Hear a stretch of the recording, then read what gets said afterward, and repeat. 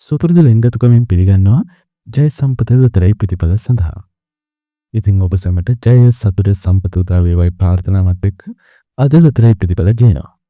අද ලොතරැයි ප්‍රතිඵල 2026 ජනවාරි 19 තවත් වාසනාවන්ත සඳුදා දවසක්.